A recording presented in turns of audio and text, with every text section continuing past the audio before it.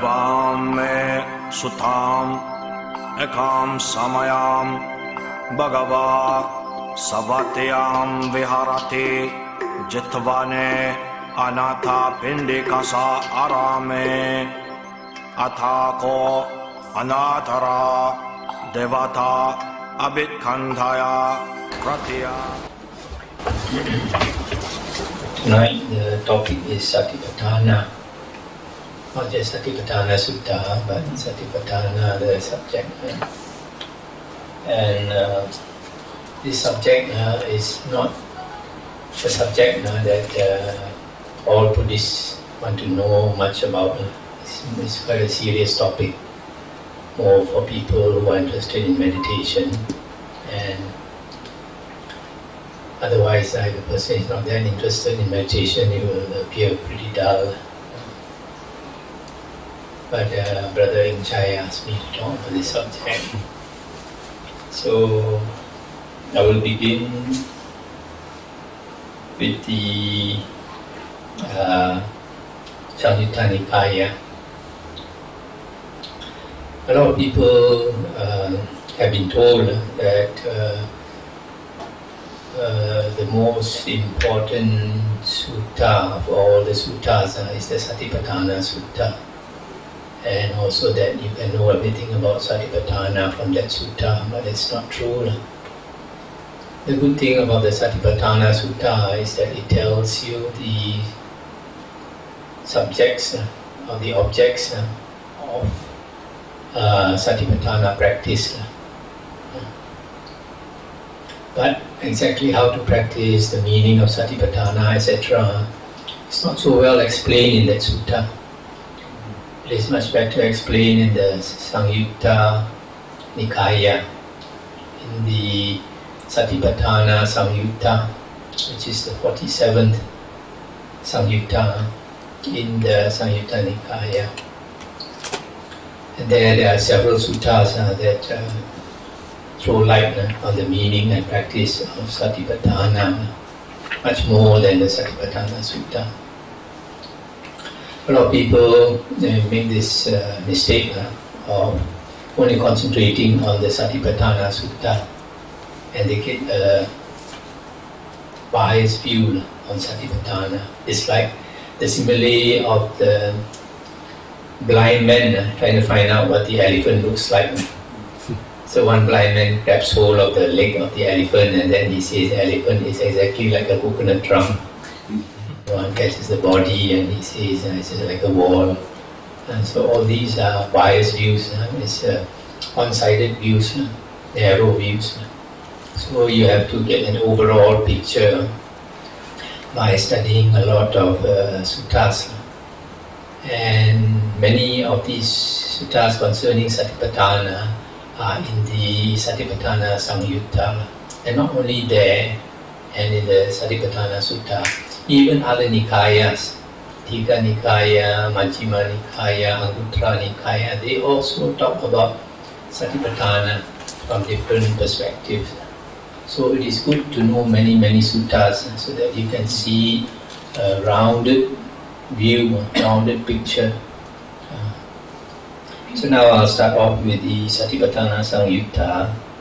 The first sutta in the Satipatthanasamyutta is called Ambapali. Thus have I heard. On one occasion, the Blessed One was dwelling at Vesali in Ambapali's grove. There the Blessed One addressed the monks thus: Monks, Venerable Sir of Vedante, the monks replied. The Blessed One said this. Before I go into that, I'll just go into this footnote. In the Venerable Bhikkhu Bodhi's translation of this Samyutta Nikaya, he has this footnote. What follows here is the Udesa, condensed statement of the Satipatthana Sutta without the niddesa, elaboration. So actually this part that you're going to hear is actually part of the Satipatthana Sutta, just the first part, without the elaboration of the objects. Sorry, just now I forgot to go into, before I go into this sutta, first I must tell you what is Sati and Satipatthana. The definition of Sati is given in about 9 suttas throughout the Nikayas. For example, Anguttara Nikaya 5.14 and Majjhima Nikaya 53. The meaning of Sati is given as he remembers and calls to mind what was said and done a long time ago. So from here you see that Sati has a lot to do with remembering. Remembers and calls to mind what was said and done a long time ago. The quality of remembering. Now why is it we need to remember? Later you will find that the Buddha says when you practice Sati or Satipatthana, you have to remember to put your mind on 4 objects, namely the body, feelings, mind and Dhamma. And the Buddha said not to put your mind to the 5, out through the 5 senses, like seeing, hearing, smelling, tasting and touch. And the Buddha calls that the Mara's domain. You can get caught by Mara when you start to enjoy sights and sounds and smells and tastes and touch. That's why the Buddha said that you should always remember to call to mind the 4 objects of Sati. That is why Sati has to do with remembering. Always to remember to put your attention more on these 4 objects of Sati whenever you can, because you cannot all the time put your attention on these 4 objects. Why? Because sometimes when you are walking on the road, if you are not looking around, you might fall into a drain and knock into a lamppost. So you also need to put some attention out to the 5 senses. But Buddha said not to grasp at these 5 sense objects because otherwise you can get caught by Mara or Satan. Right Sati is the 7th factor of the Noble Eightfold Path. Right? So Satipatthana is slightly different. And to understand what is Satipatthana, here the footnote by Venerable Bhikkhu Bodhi, he says the commentaries offer 2 derivations of Satipatthana, one from Sati and upatthana, meaning the establishment of mindfulness. The other is from Sati and patthana, the foundation of mindfulness. The former, establishment of mindfulness, emphasizes the act of setting up mindfulness. The latter, the foundation of mindfulness, of the objects to which mindfulness is applied. The commentaries lead towards the derivation from Sati plus patthana, but the former is certainly more original and is supported by the Sanskrit word. So here, Venerable Bhikkhu Bodhi is saying that Satipatthana means the establishment of mindfulness, but some people translate it as the foundation of mindfulness. But these 2 also, you don't understand very much about Satipatthana.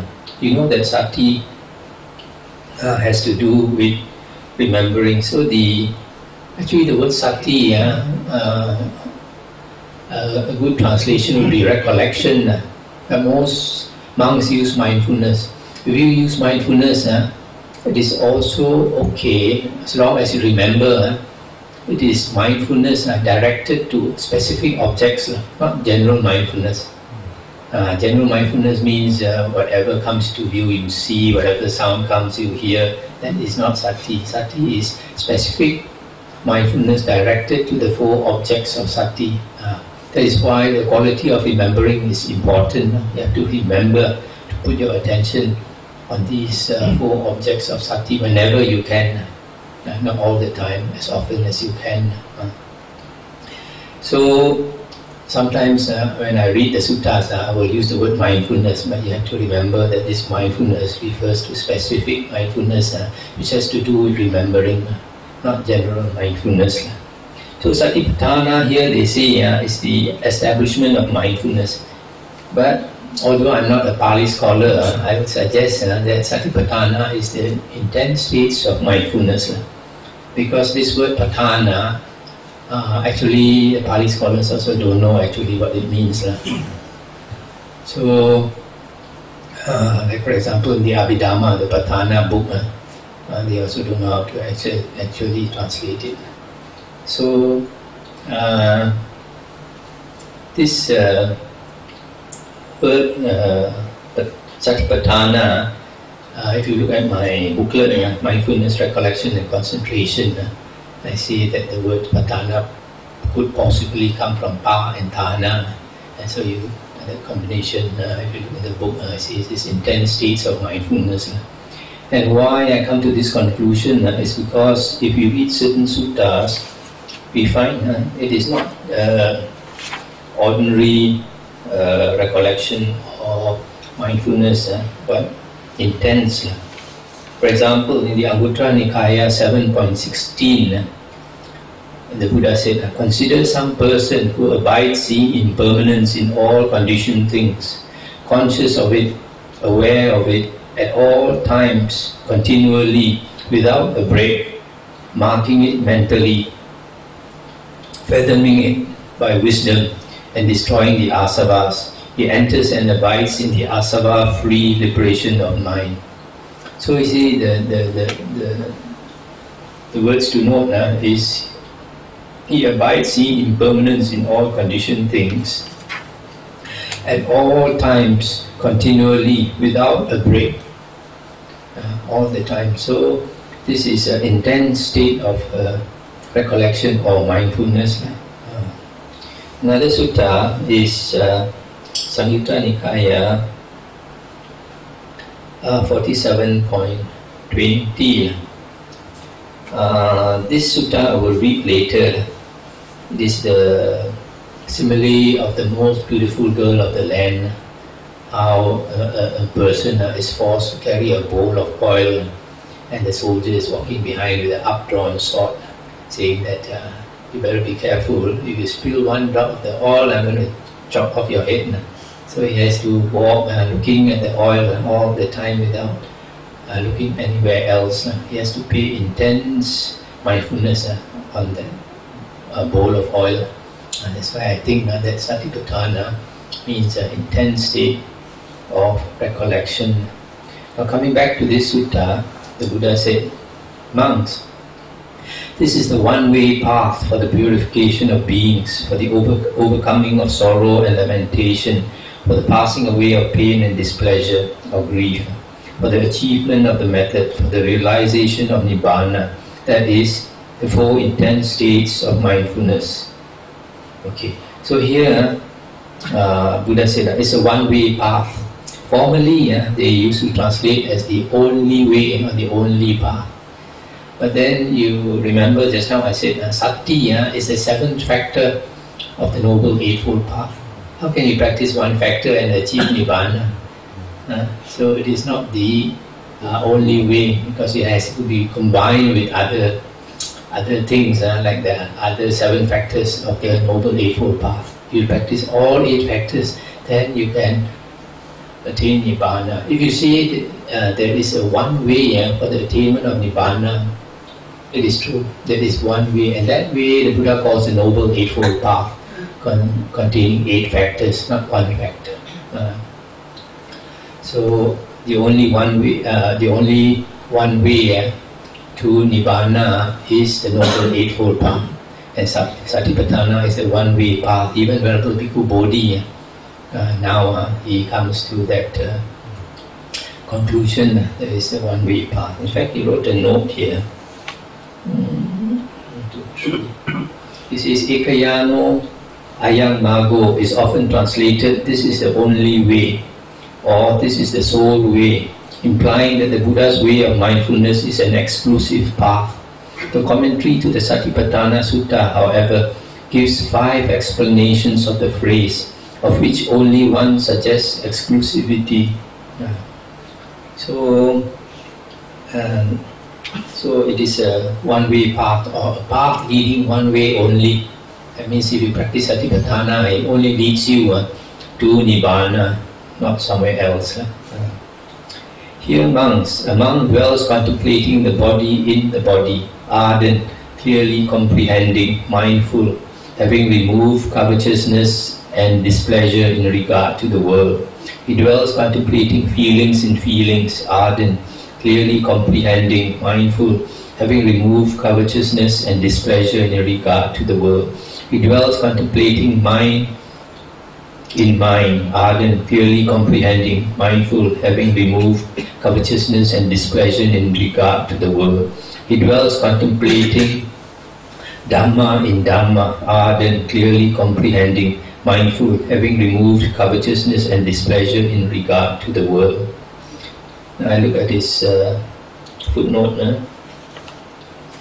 What does it say concerning body in the body?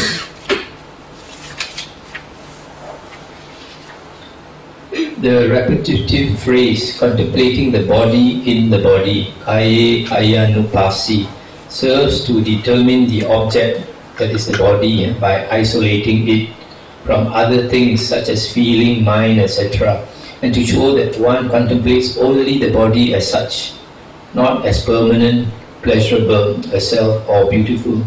Similarly, in regard to the other three establishments, or the three intense states of mindfulness, ardent atapi connotes energy, clearly comprehending sampajanna implies wisdom.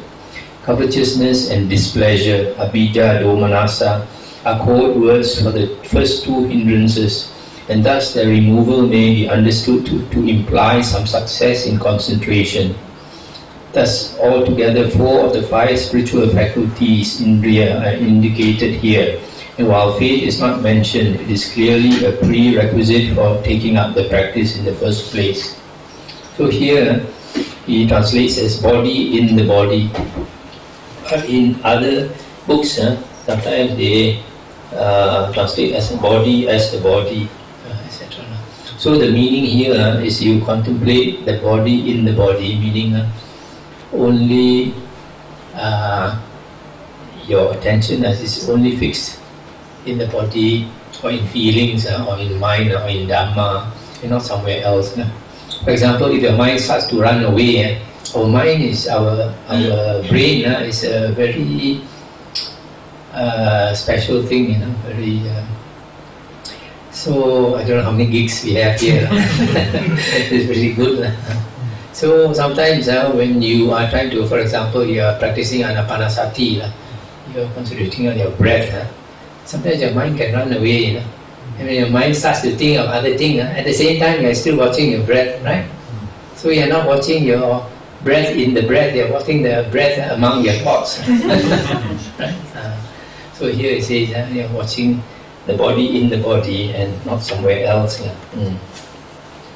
This monks is the one-way path for the purification of beings, for the overcoming of sorrow and lamentation, for the passing away of pain and displeasure, for the achievement of the method, for the realization of Nibbana, that is, the 4 intense states of mindfulness. This is what the Blessed One said. Elated those monks delighted in the Blessed One's statement. So this is the first sutta. So here we have understood a few things about Satipatthana. Then another sutta, the second one. On one occasion, the Blessed One was dwelling at Vesali in Ambapali's grove. There the Blessed One addressed the monks thus: "Monks, Venerable Sir," the monks replied, the Blessed One said this: "Monks, a monk should dwell mindful and clearly comprehending. This is our instruction to you." This word mindful and clearly comprehending, the word mindful refers to Sati. Clearly comprehending or clearly aware is sampajanna.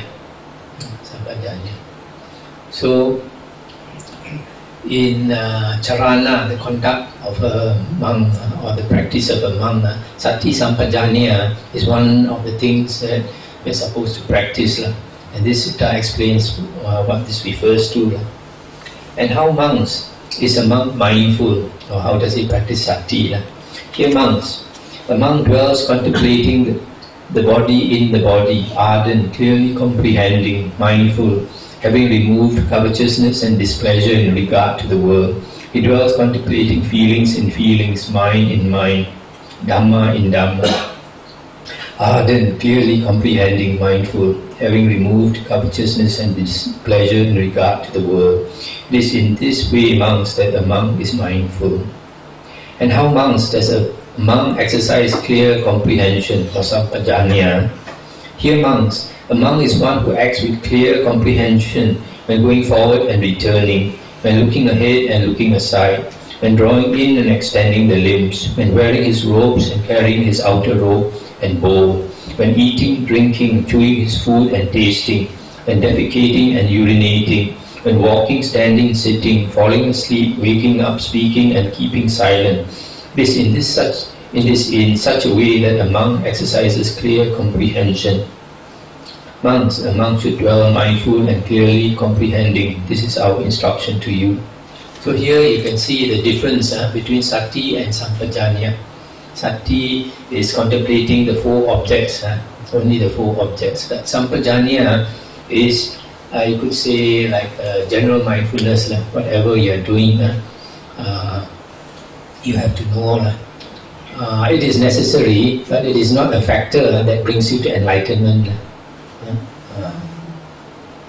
So when you practice Sati, it is not, don't mistake it with practicing Sampajanna. The third sutta. On one occasion, the Blessed One was dwelling at Savatthi in Jeta's Grove, Anathapindika Spa.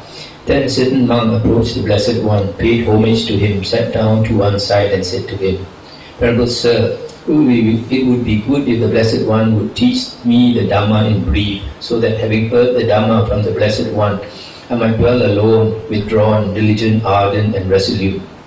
You see, the Buddha encouraged his monks to stay 5 years when they are new. After they have just taken the high ordination, they're supposed to stay 5 years with a teacher and learn especially the suttas and the Vinaya from that teacher. And after 5 years, they are supposed to go off and practice. And the Buddha encouraged them to stay alone, to go off to a secluded place and stay alone. So this monk wanted to go off and stay alone. So he asked the Buddha to give him some instruction. And the Buddha said, it is in just such a way that some foolish persons here make requests of me, but when the Dhamma has been spoken to them, they think only of following me around. And then he said, let the Blessed One teach me the Dhamma in brief. Let the Fortunate One teach me the Dhamma in brief. Perhaps I may understand the meaning of the Blessed One's statement. Perhaps I may become an heir to the Blessed One's statement. Then Buddha said, well then, monk, purify the very starting point of wholesome states. And what is the starting point of wholesome states? Virtue that is well purified and view that is straight. Then, monk, when your virtue is well purified and your view straight, based upon virtue, established upon virtue, you should develop the 4 intense states of mindfulness in a threefold way. But what for? Here, monks, dwell contemplating the body in the body, internally, ardent, clearly comprehending, mindful, having removed covetousness and displeasure in regard to the world. Dwell contemplating the body in the body externally, ardent, clearly comprehending, mindful, having removed covetousness and displeasure in regard to the world. Dwell contemplating the body in the body, internally and externally, ardent, clearly comprehending, mindful, having removed covetousness and displeasure in regard to the world. Similarly, contemplate feelings in feelings, mind in mind, Dhamma in Dhamma. So, firstly here, what is important is what is the starting point of wholesome states? The Buddha said, virtue that is well purified and view that is straight. Then, monk, when your virtue is well purified and your view straight, based upon virtue, you should develop the 4 intense state of mindfulness in a threefold way. So here the Buddha is saying, before you practice Satipatthana, first you make sure your foundation is there. And what is that foundation? Sila and right view. If you don't have Sila and right view, you cannot succeed. So, Sila here refers to Ariyan Sila, not to 5 precepts. Ariyan Sila. Ariyan Sila means the 3 factors of the Noble Eightfold Path. Right speech, right action, and right livelihood. This right speech and right action will mean 7 precepts, 3 body precepts and 4 verbal precepts. And then right livelihood, that means you earn a livelihood without harming others. So you must have this Sila, and then you must have right view. And right view is understanding the 4 noble truths. And then you get from listening to the Dhamma or studying the books. So, right view comes not from meditating, but from listening to the Dhamma. Because in the Majjhima Nikaya, I think Sutta 43, it is stated that there are 2 conditions for right view. The first one is the voice of another. The second one is thorough attention. The actual words is the voice of another. It's not listening to the Dhamma. It's the voice of another. That means another person teaches you the Dhamma, then only you can get right view. You cannot get it yourself by meditating until doomsday. So that's why when a Sammasambuddha appears in the world, he teaches the Dhamma and Aryans arise. Without the Sammasambuddha teaching the Dhamma, you can't get Aryans arising. So this is very important that we uphold our Sila and listen to the Dhamma to get right view. Once you get right view, then you have entered the stream. And after you have entered the stream, then only you learn to meditate. So don't try to meditate before you get right view and practice your Sila. A lot of people they do the wrong things. They start from the back, the last factor of the Noble Eightfold Path. In the Majjhima Nikaya Sutta 117, the Buddha said, you want to practice the Noble Eightfold Path, you must start with right view. Right view will bring you to the second factor, right thoughts. That will bring you to the third factor, right speech, etc. Okay, the 4th Sutta. On one occasion, the Blessed One was dwelling among the Kosalans at the Brahmin village of Sala. There, the Blessed One addressed the monks thus: Monks, those monks who are newly ordained, not long gone forth, recently come to this Dhamma-vicaya, should be exhorted, settled and established by you in the development of the 4 intense states of mindfulness. But 4. Come friends, dwell contemplating the body in the body, ardent, clearly comprehending, unified with limpid mind, concentrated with one pointed mind, in order to know the body as it really is. Dwell contemplating feelings and feelings, etc. So here you see, the Buddha is saying, when you practice Satipatthana with limpid mind, concentrated with one pointed mind, in order to know the body as it really is. So here it's important to note that you should have a concentrated mind. If you don't have a concentrated mind, you cannot see the body as it really is. And this can be seen from a few suttas.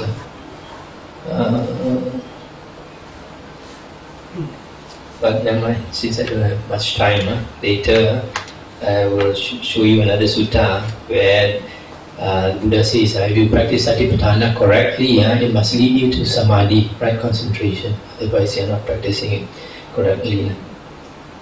The 5th sutta, the Blessed One said, Monks, if one were to say of anything,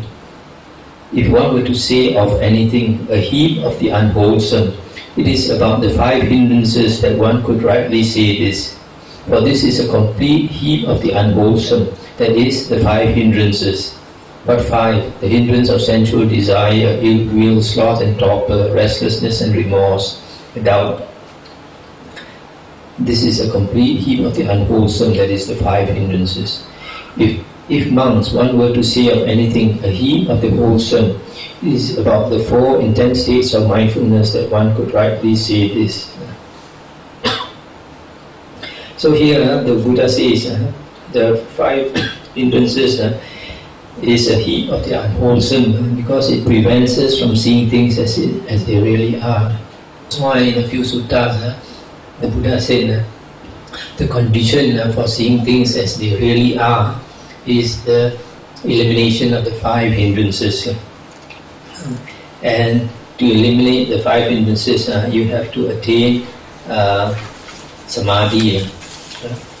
Because when you attain samadhi, then the 5 hindrances totally go away. You see this Majjhima Nikaya Sutta 68, the Buddha said, while he still does not attain to the delight and pleasure that are secluded from sensual pleasures and secluded from unwholesome states, meaning the first jhana, or to something more peaceful than that, meaning the higher jhanas. Then covetousness, ill will, sloth and torpor, restlessness and remorse, doubt, discontent, weariness invade his mind and remains. While he attains to the delight and pleasure that are secluded from sensual pleasures and secluded from unwholesome states, or to something more peaceful than that, that means the jhanas.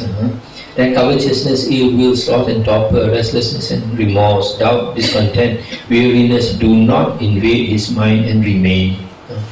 So it is clear from this sutta that when you attain the jhanas, you get rid of the 5 hindrances. Whereas if you don't attain the jhanas, they are always there in your mind.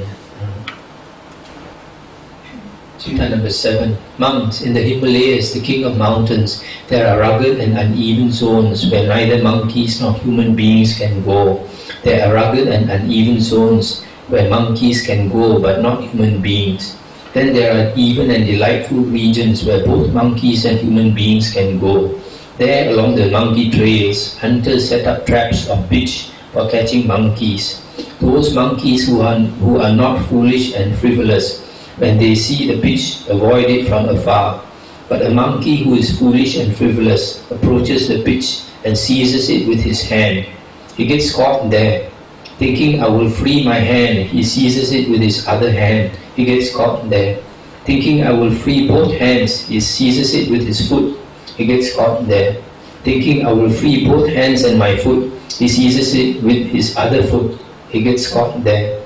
Thinking, I will free both hands and feet, he applies his muzzle to it. He gets caught there.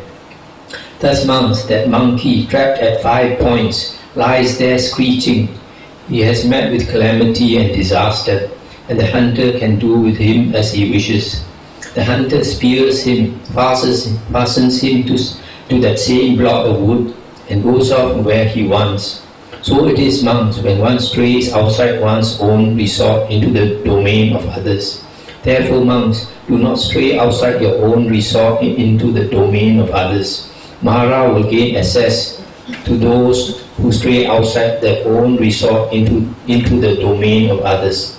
Mara will get a hold on them. And what is not a monk's own resort but the domain of others? It is the 5 cords of sensual pleasure. This is not a monk's own resort but the domain of others. Move in your own resort, monks, in your own ancestral domain. Mara will not gain access to those who move in their own resort, in their own ancestral domain. Mara will not get a hold on them. And what is a monk's resort? His own ancestral domain. This is the 4 intense states of mindfulness. What for? Here, monks, a monk dwells contemplating the body in the body, ardent, clearly comprehending, etc. Feelings in feelings, mind in mind, Dhamma in Dhamma. So here you see, this hunter, he wants to catch the monkey. He puts a block of wood there and puts some fruits. And then that wood, he puts all this tar, this pitch, which is very sticky. Last time when I was a small boy, I used to catch birds. I burn the rubber and put it on the stick. So this monkey goes to that fruit, and then he wants to eat, puts one hand and gets caught. And then he puts the other hand to free the first hand, both hands get caught. And then he puts his leg both legs and puts his mouth also gets caught. So these 5 things represent, the 5 points represent the 5 senses. Mara can catch us at the 5 senses. So we have to be careful. And if you see a pretty girl or a handsome man. So that's why the practice of Satipatthana is to divorce ourselves from the world and put it, concentrate. Actually, the 4 objects of Satipatthana is basically body and mind plus the Dhamma. The Dhamma is the Buddha's teachings. Here they translate actually, the Dhamma they translate as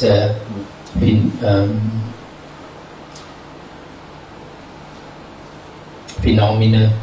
But later I will explain to you, it cannot be phenomena, it must be the Buddha's teachings, Dhamma. The 8th Sutta. Monks, suppose a foolish, incompetent, unskillful cook were to present a king or a royal minister with various kinds of curries, sour, bitter, pungent, sweet, sharp, mild, salty, bland. That foolish, incompetent, unskillful cook does not pick up the sign of his own master's preference.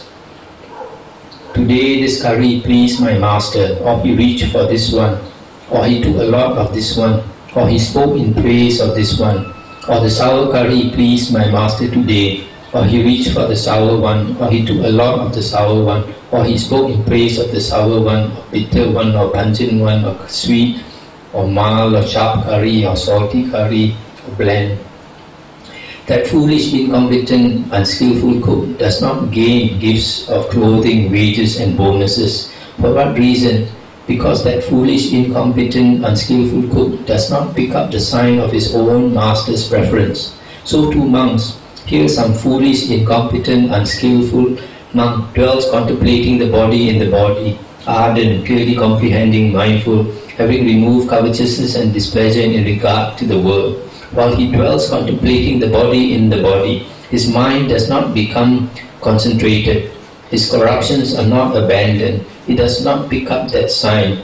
He dwells contemplating feelings in feelings, mind in mind, Dhamma in Dhamma.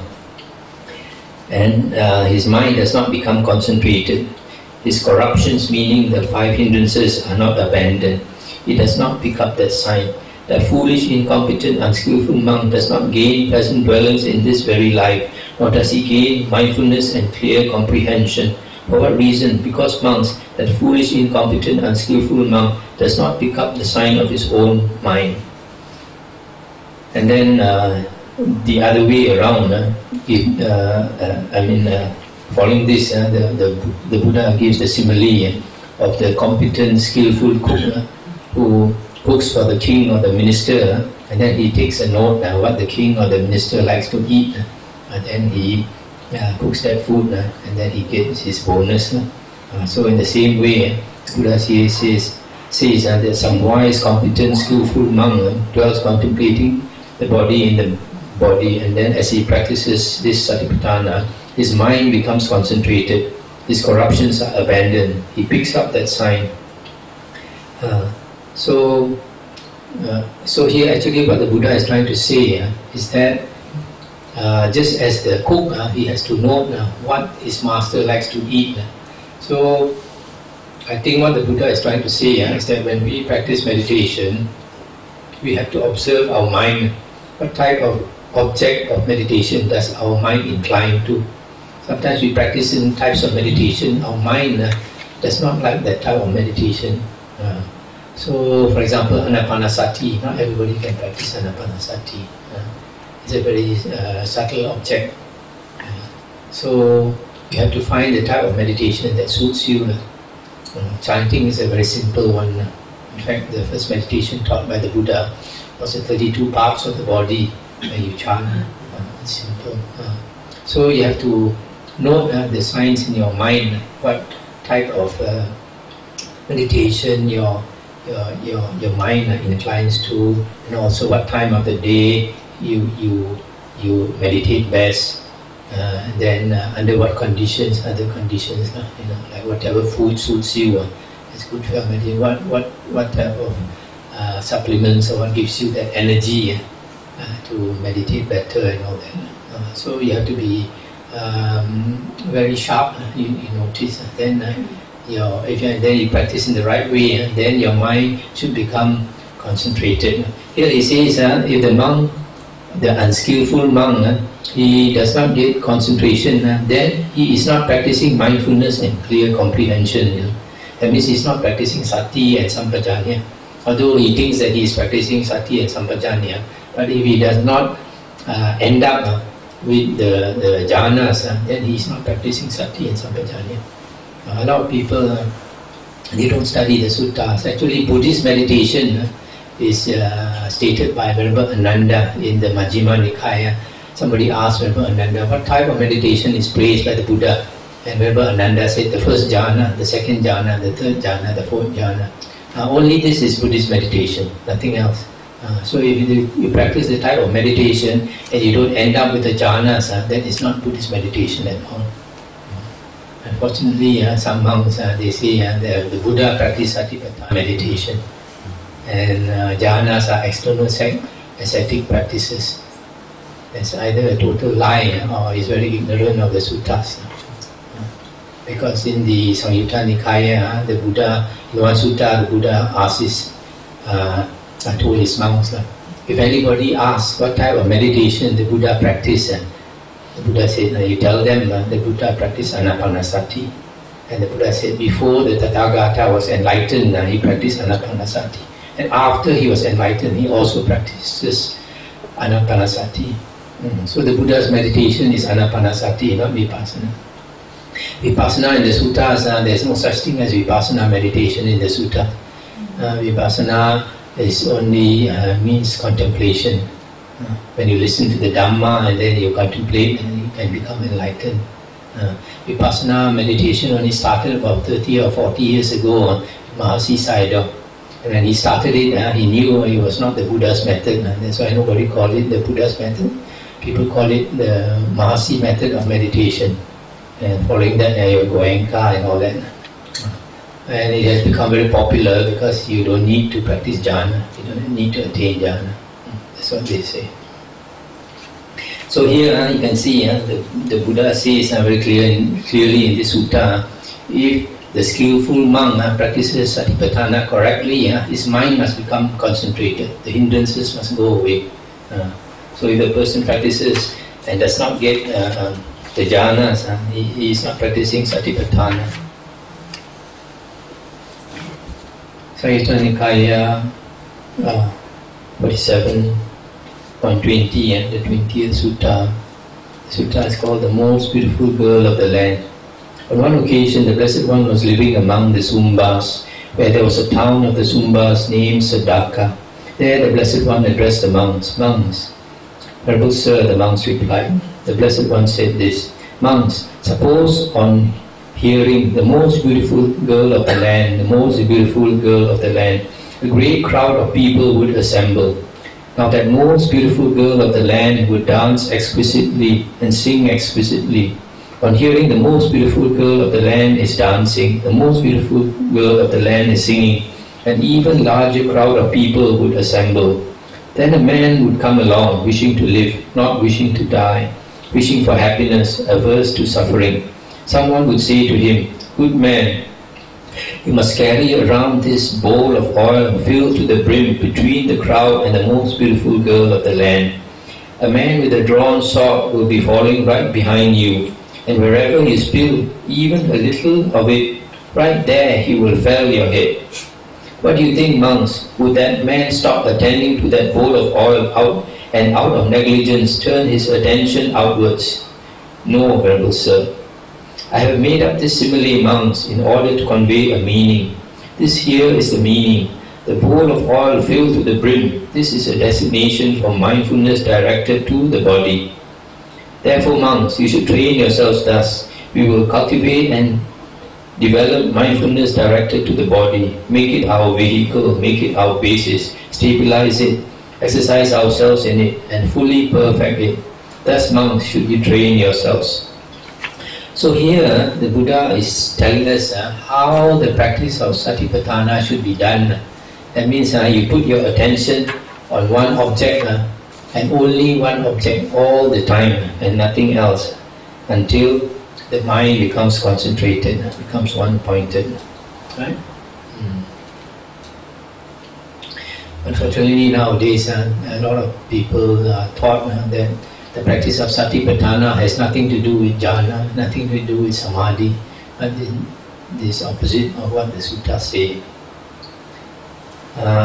One day the Venerable Sariputta said, this is Sutta number 28, Venerable Sariputta said to the Venerable Anuruddha, by having developed and cultivated what things has the Venerable Anuruddha attained to greatness of direct knowledge? Actually in the Pali text society, they say, attain to great super knowledge or great supernormal power. And then the sutta says, mighty magic power and majesty.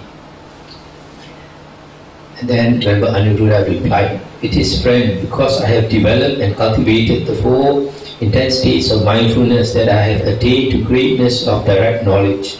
What for? Here, friend, I dwell contemplating the body in the body, feelings in feelings, mind in mind, Dhamma in Dhamma, ardent, clearly comprehending, etc. It is, friend, because I have developed and cultivated these 4 intense states of mindfulness that I directly know this 1000-fold world system. In some other suttas, Venerable Anuruddha is said to be able to see the 1000-fold worlds like in the palm of his hand.